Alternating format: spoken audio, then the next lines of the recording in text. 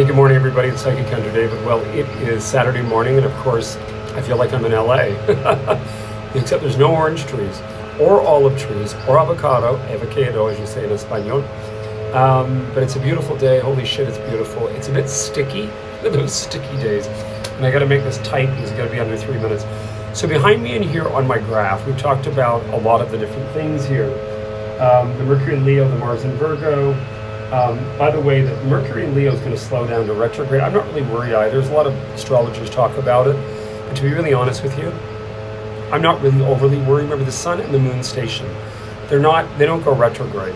So when you have a planet go retrograde, I think in either one of those two elements, you just have to understand it may cause us to go through a really memorable August. It may cause us late July, August. It may cause us to go through people from the past returning that we do need to resolve positive, happy things with, because really, Leo's a happy energy. You can friggin' well poke Trump. 29 degrees Leo, poke me. I don't forget, I'm worse than a Scorpio. So this here is the focus board, and I want people to look at this. So the focus board behind me is where you are. Every one of you out there. I don't need to do an individual reading for Aquarian and Tauruses and whatever. We're in between a really powerful center. We've got Jupiter. We've already talked about all the stuff that went on with Jupiter last week. So we have this box right now. And the box that's going on has to do with the new moon in Cancer sign, which is going to go all the way through to the full moon in Cancer through all the holidays, New Year. But we have that full moon in Capricorn coming. Now that full moon in Capricorn on the 10th of July is going to conclude something that started in the winter, or thoughts, scenarios that were put into place. I want you to look at this board here. So where are you going?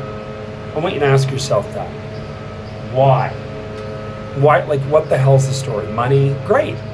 You know, you could be Elon Musk, and when someone says to me, I can't, oh, you said it. And I'm ready. And commitment is the number one. Because, you know, we're in such a power play. Remember, we're in the cardinal signs right now. Cancer, Capricorn, Aries, Libra. You've got Neptune there. You've got Saturn itself in Aries. Power play. Get focused. Be focused about what you want to achieve. Visualize about that all the time.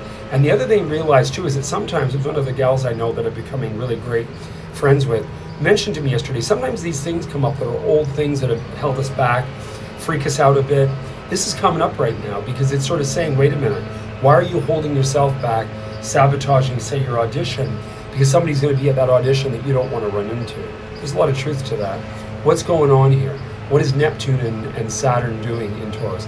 But anyway, you heard it here first. I'm available. I do have openings. We'll see you soon, okay? I'll be back up later.